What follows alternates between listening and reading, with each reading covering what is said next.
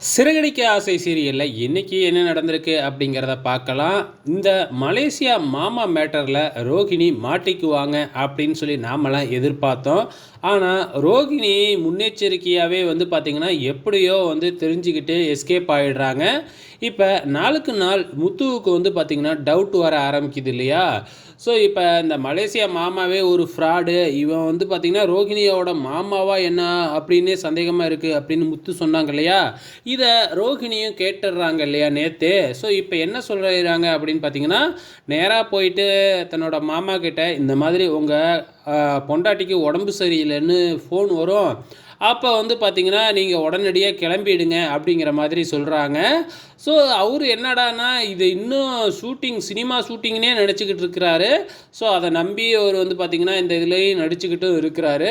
So என்ன பாப்பா அதுக்குள்ளே போக சொல்கிறியே அப்படிங்கிற மாதிரிலாம் கேட்குறாரு.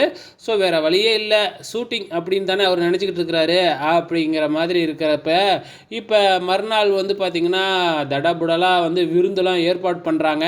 ஆனால் அந்த நேரம் பார்த்து ரோஹிணி வந்து ஒரு ஃபோன் வர்ற மாதிரி நடிக்கிறாங்க.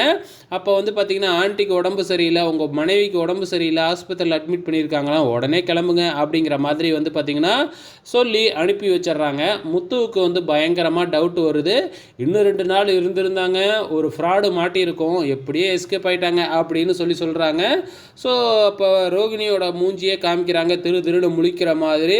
ஆக மொத்தத்தில் வந்து பார்த்திங்கன்னா என்னைக்கா இருந்தாலும் மாட்டாமையாக போகும் அந்த ஃப்ராடு அப்படின்னு நம்ம முத்து ஓப்பனாகவே சொல்கிறாங்க.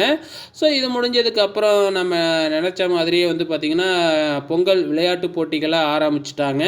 ஸோ இப்போ விஜயா டீமில் வந்து பார்த்திங்கன்னா 3 ஜென்ஸையும், நம்ம அண்ணாமலை டீமில் வந்து 3 லேடிஸையும் போட்டுடுறாங்க.